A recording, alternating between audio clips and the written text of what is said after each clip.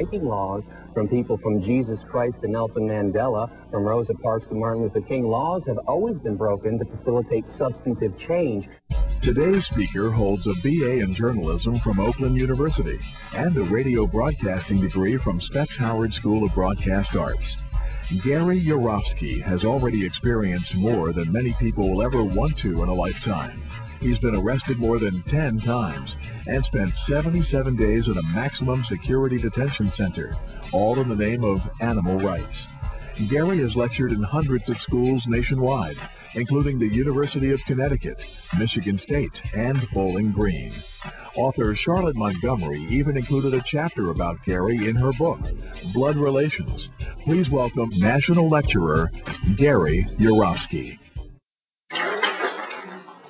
Good afternoon, everybody. My name is Gary Yourofsky. Please take a moment and jot down my email address and my website in case you want to contact me later on. Today we're going to talk about the world's forgotten victims, animals, and the world's oldest and strongest addiction, meat. I'm going to challenge your belief systems today, so certain parts of the speech will be intense. But let me start with a quick disclaimer. I am not here to be your enemy. The views expressed today do not necessarily reflect the views of your professor or this institution.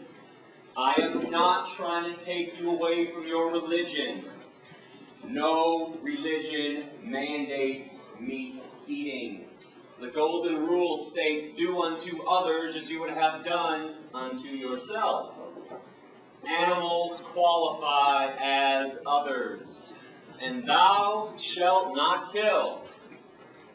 The four most important yet most ignored words in all religious teachings.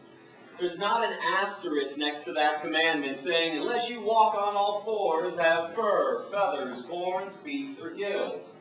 You can keep your friends, your politics, and your patriotism, still watch your favorite TV shows and listen to your favorite music, even if it's Ted Nugent. I'll be making some sarcastic yet truthful comments throughout the speech. Please feel free to laugh while I'm being sarcastic. Just don't laugh during the serious parts. Now I'm going to speak for around 65, maybe 70 minutes, but then we'll do a Q&A session after for about a half an hour, so hold your questions until then. In the meantime, I have some rhetorical questions for you. Is slavery, owner, victim, profit, domination, exclusive to the human race? Have blacks, Jews, women, and children been the only victims of this atrocity? Have not cows been enslaved? What about pigs, chickens, turkeys, fish, sheep? If they're not enslaved, then what are they? Free? Can slavery have a victim that is neither human nor animal? Have not the oceans, the forests, the earth itself become victims of ownership too? Then what about a slaughterhouse? House of slaughter. Slaughterhouse. Do you really think there's such a thing as humane slaughter? Exactly what is your definition of humane? Besides psychological and physical abuse, torture, dismemberment, and murder, what else do you think happens to animals inside a slaughterhouse? You think they get belly rubs and tushy slaps? And if you think there's such a thing as humane slaughter, I'm curious, do you also think there's such a thing as humane rape? Humane child molestation? Humane slavery? How about a humane Holocaust? In fact, what is your definition of a Holocaust? Is it a massacre of human beings or a massacre of innocent beings? I thought it was innocent, which brings us to the biggest Holocaust massacre of all. Every year in America, without mercy, we murder 10 billion land animals and 18 billion marine animals. Not for health, survival, sustenance, or self-defense, People eat meat, cheese, milk, and eggs for 4 reasons: habit, tradition, convenience, taste.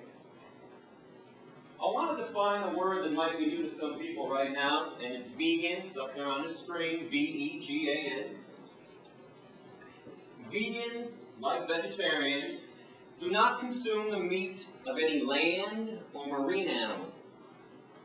Vegans, however, unlike vegetarians, also refrain from eating cheese, milk, eggs, honey, or any animal product whatsoever. We also don't wear animal skins, no fur, leather, wool, silk, or down. Now, I want to let y'all know that I was not raised vegan. I ate meat, cheese, milk, and eggs for around 25 years. I used to wear leather shoes and belts and jackets like everyone else. In fact, around 20 years ago, I even owned a fur coat. Needless to say, I understand your lifestyle. It used to be mine. And for people involved in politics, let's get this out of the way right now. I am not a Democrat, an anarchist, or some hippie with a closet full of tie-dye shirts. I'm not a Republican, a socialist, or a fascist. I'm an activist. Root word is active. I've been banned from 5 countries so far and arrested 13 times for random acts of kindness and compassion on behalf of my animal brothers and sisters. If you want to read up about that, check out my website. And today, I would love to give you a chance to actually do something and truly get involved. Because I understand a lot of people want to get involved. Honestly, I do. But putting a coexist bumper sticker on your car, wearing a What Would Jesus Do bracelet, or sporting a peace and love and sunshine t-shirt, that is not getting involved. I understand that we're all on a journey in life. We all have different likes and dislikes, different nationalities and religions too. But there's one thing that we need to have in common with each other, and that's peace. Genuine compassion and genuine peace for our planetary companions. Contrary to political and religious dogma, animals do not belong to us. They are not commodities. They're not property, and they're not inanimate, stupid objects who can't think and feel. That Descartes Cartesian way of looking at animals like they're machines, it is outdated and, quite frankly, 100% insane. Because if we all understand that animals can use their eyes to see, ears to hear, noses to smell, mouths to eat, legs to walk, feathers to fly, fins to swim, genitalia to procreate, bowels to defecate, I'm always perplexed that most people don't believe that they can also use their brains to think, feel, be rational, be aware, and be self-aware. Am I supposed to believe that every body part on an animal functions just like it's supposed to? Except the brain? Those lies are thick. The propaganda from the animal abusers is enormous. I mean, when was the last time you turned on TV and saw a commercial for shiitake mushrooms? People singing and dancing down the streets, having a good time, eating mushrooms. How about alfalfa sprouts? Quinoa. It's a seed. Radishes. Raspberries. Tofu. You don't see that stuff advertised on TV. What do you see instead? Have some more meat. Have some more cheese. Have some more cheese on your meat. Meat, cheese, double cheese, extra cheese. And how about a little more cheese with your meat? Have some more cow's milk. Have some more eggs. And then what do you see interspersed between those advertisements? Not feeling so well? Need to see a cancer specialist? How about a heart doctor? Need some Lipitor, Zocor, Crestor, Plavix? Need some diet pills? How about some energy drinks? Some Kaopectate, Tums, Pepto-Bismol. You've been duped. They're killing you, they're killing the animals, and they're killing this planet.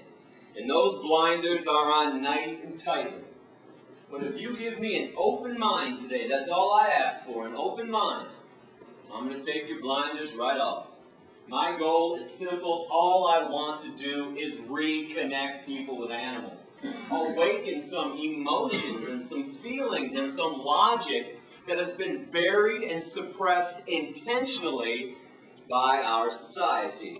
And the reason why I say reconnect, it's because each and every person in this room used to be a real animal rights person at one time, a true animal lover, and a real friend of the animal kingdom. And it's when we were kids. When we were young, when we were kids, man, we used to be in awe of animals. They used to make us laugh and giggle and smile. They made us pretty happy.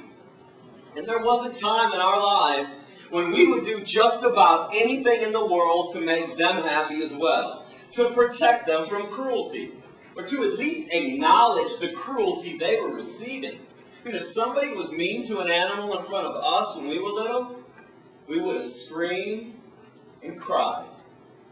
And that's because we all used to understand right from wrong when it came to the treatment of animals, until somebody told us and taught us differently.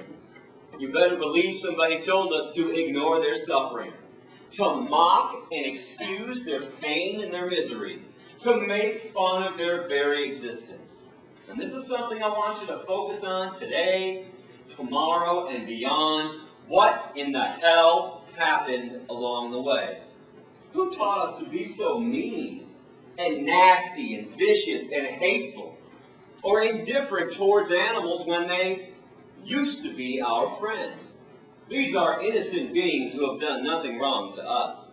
Because I'm pretty sure we can all agree in at least one thing right now, that hatred in its purest form is a learned behavior. Racism, sexism, heterosexism, anti-Semitism, misogyny, these are all learned behaviors. When kids are 2, 3, 4 years old playing on a playground, they could care less about the color of their friend's skin or the religious background. I don't think there's any doubt that hatred in its purest form is learned. So speciesism is no different. This could be a new word to a lot of people. It's up here on the screen, right below vegan. It's the word species, with an ism attached to it. And I want to define this word as the unethical, unprincipled point of view that the human species has every right to exploit, enslave, and murder another species. And all because we believe that our species is so more special, so more superior than the other ones. We're the only ones that count, and we're the only ones that matter.